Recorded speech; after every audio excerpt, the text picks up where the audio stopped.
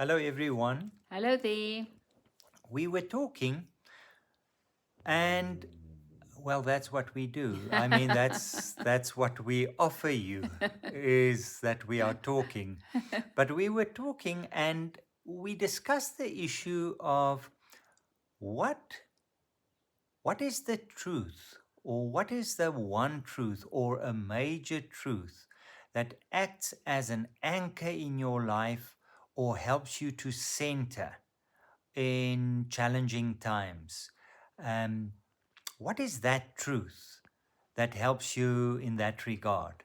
And this week we want to focus on it in one form or the other. We have discussed it in previous conversations, but the one thing that we've also discovered is that one's spirituality is very dynamic. There's movement, there's growth, there's increased depth as you are going along on this journey, and over time you gain insight into certain things. So it is good to, from time to time, to look at those anchors, those important matters that act as guides in one's spirituality. Yeah, and I was thinking, we decided on the theme a couple of days ago, so I was going around thinking about what it would be for me, and um, I wouldn't say that it's just in hard times that I have that as an anchor. I think Mm. it's something that I've always had. I can't actually remember a time that I felt differently. And then also it feels like I have to be able to prove it with something. And I'm sure there will be quotes or Bible verses, but for me it's more like just something that I've always felt and lived from, and that is that the universe is benevolent, that God means it well with me.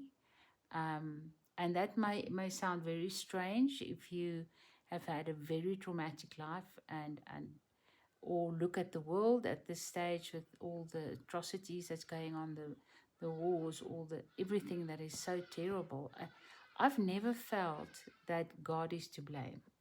I've never felt that God brings it over us, or that God is the one that allows it. I've never felt that. It's always been more a cause and effect thing for me, and sometimes and often there are very innocent lives involved in this, with decisions and choices of people higher up, people in power positions, in leadership, that makes decisions, and then these terrible things happen, or a drunk driver drives into a vehicle and kills children. And so it's all these the brokenness that we see. I don't blame God for, Mm. and I don't feel God should have prevented it. It's life, and God is in that with us. So it's always been that way for me. Mm. Um, yeah, And how does it affect the way that you live your life? I think what it does is that it really empowers me. I've never felt forsaken by God. I've Or you never don't felt. suffer from a victim mentality? Yes, generally I might feel sorry for myself for a little bit, but I don't feel that everything is out to get me, that people don't mean it well with me, that um it's like it makes me, I have a more optimistic outlook on life. I always feel that there are options, there are choices that I can make, there are solutions. Something will open up. I always feel that that is the case. I very seldom feel that I'm in a corner with nowhere to go. Very seldom I felt that. Mm. Um, Times that I did feel that I wasn't connecting to any divine line, it was more in the time that my image of God was changing. So Mm. it was like being in a void where the God that I thought I knew wasn't there anymore or didn't exist anymore.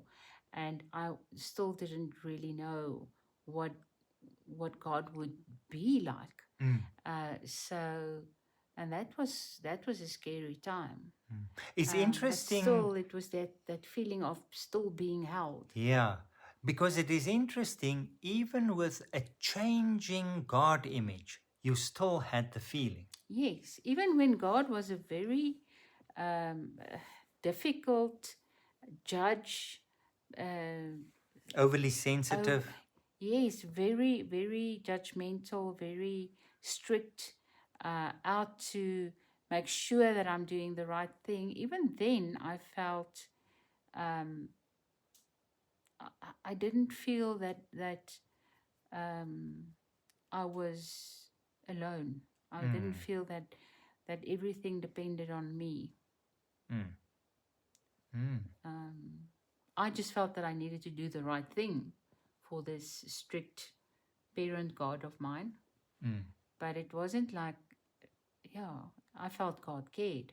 mm, Yeah, mm, yeah. mm. Yeah, we haven't discussed our anchoring um, truth or guiding principle beforehand, but when you started talking about yours, I can relate very strongly with that. Um, having never felt distant from God um, on a personal level, it is, and my truth is, it's almost as if it's a nuance on what you are saying, or a coloring in or a deeper shade of what you are talking about. And it is as strange, it is as if I was born with it. Mm, It, it was an innate knowing. mm, That's the way it is. And that knowing is this life, every single part of it is cut from one cloth. mm, Everything, everything. And this cloth um, is woven by God.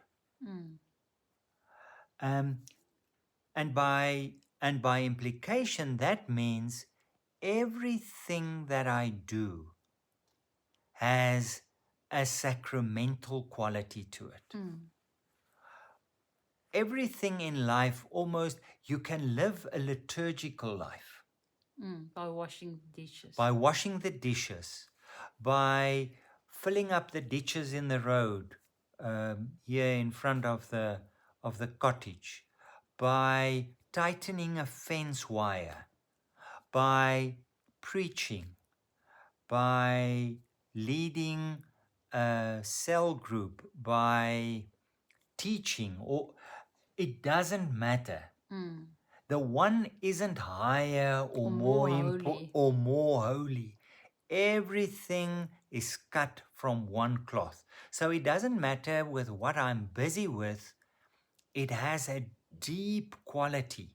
And the main thing is that I have to discover is uh, the depth dimension of it. Sometimes it's not as if you try to get the deeper meaning of it. It is just the joy in doing it. Yeah, it's more the awareness of what of the Yes, moment. yes. Yeah. Because I think awareness plays a huge role. Because whether it is walking and you ask yourself questions in terms of sunrise, how do, how do they determine when is sunrise? The what you see on your weather app, and then reading up on that. So just by walking, you're aware of something that is happening around you. But then you read a passage from the Bible and there are thoughts coming out of that. Or you have a conversation, a spiritual direction session, or a retreat, or it through everything it bubbles up. It Mm, bubbles up. mm, And everything has deeper meaning and is Gerard Manley Hopkins said, "The world is filled with the grandeur of God." Yeah, it's like God is infused in everything. Exactly, Yeah, exactly. And that uh, determines everything that one is busy with. Um, and for that reason, one can't be absent from God.